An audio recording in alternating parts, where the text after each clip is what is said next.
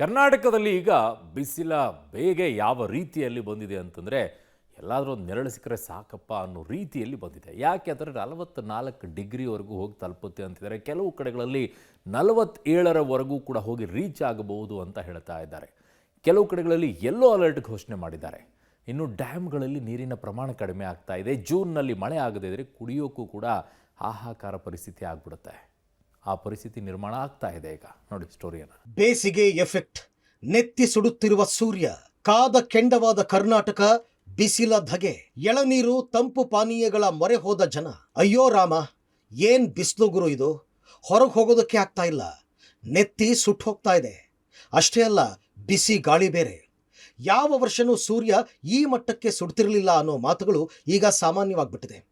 ಜನರು ಕೂಡ ಬಿಸಿಲಿನಿಂದ ತಪ್ಪಿಸ್ಕೊಳ್ಳೋದಕ್ಕೆ ಎಳ್ನೀರು, ಕಲ್ಲಂಗಡಿ, ಮಜ್ಜಿಗೆ ಸೇರಿದಂತೆ ತಂಪು ಪಾನೀಯಗಳ ಮೊರೆ ಹೋಗಿದ್ದಾರೆ. ಹೌದು, ಹವಾಮಾನ ಇಲಾಖೆ ರಾಜ್ಯದಲ್ಲಿ ಹೀಟ್ ವೇವ್ ಅಲರ್ಟ್ ನೀಡಿದೆ.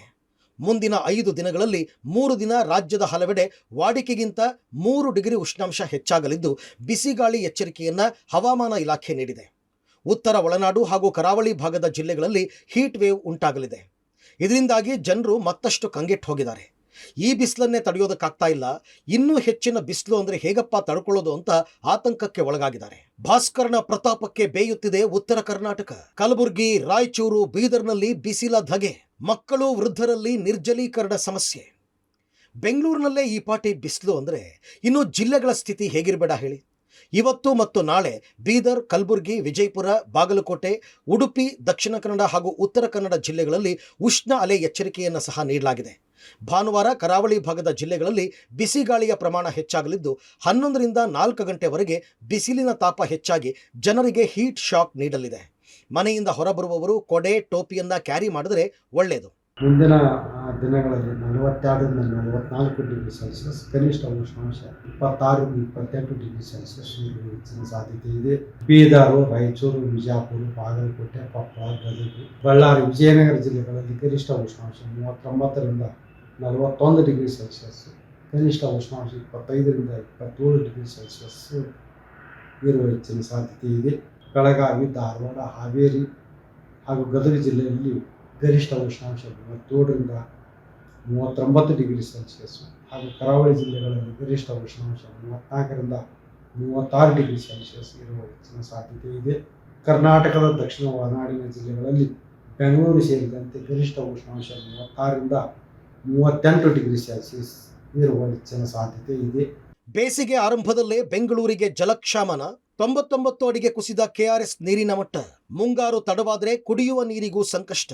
ಮಂಡ್ಯ ಜಿಲ್ಲೆಯ ಶ್ರೀರಂಗಪಟ್ಟಣ ತಾಲೂಕಿನಲ್ಲಿರುವ ಕನ್ನಂಬಾಡಿ ಕಟ್ಟೆ ಜಲಾಶಯದಲ್ಲಿ ನೀರಿನ ಮಟ್ಟ ಆತಂಕಕಾರಿ ಮಟ್ಟಕ್ಕೆ ಕುಸಿದಿದೆ. ಜಲಾಶಯದ ಇಂದಿನ ನೀರಿನ ಮಟ್ಟ 100 ಅಡಿಗಿಂತ ಕೆಳಕ್ಕೆ ಅಂದರೆ 99 ಅಡಿಗೆ ಕುಸಿದಿದ್ದು, ಮಳೆಗಾಲ ವಿಳಂಬವಾದರೆ ಕುಡಿಯುವ ನೀರಿಗಾಗಿ ದೊಡ್ಡ ಮಟ್ಟದ ಹಾಹಾಕಾರ ಎದುರಾಗುವ ಭೀತಿ ಆವರಿಸಿದೆ.